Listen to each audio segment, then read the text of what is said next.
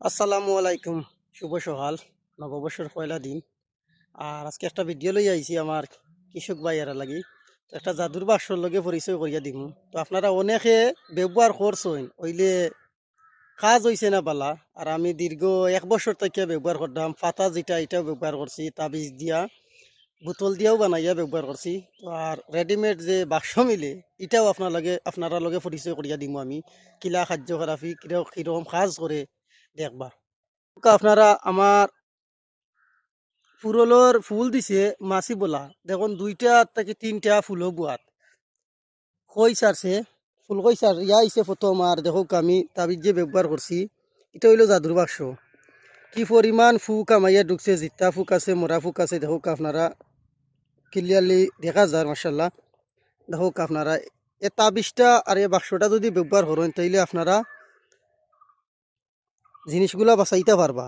এ মাছি বলা আইয়া ফুলের মাঝে বইয়া ছিদ্র করে ডিম পারে, তখন থেকে এখান কিরা হয়, তখন ফুলকই ফসি যায়। দেখো আপনারা আর একটা বাক্স আছে, আমি আপনারা দেখাইমু। আমি 2টা দিছি এখানে।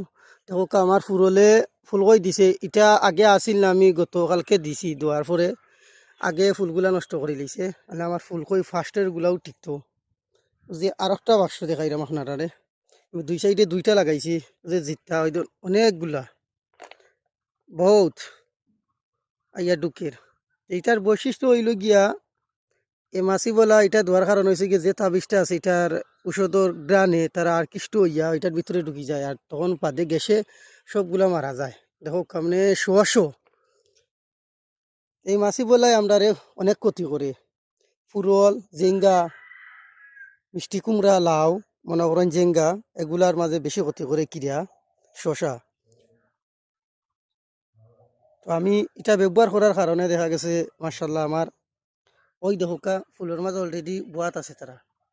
আর একটা ফুলও এগুলার খামে হয়েছি গিয়া ফুলও বইয়া নষ্ট করিলেও বালা তখন সবাই আশা করি।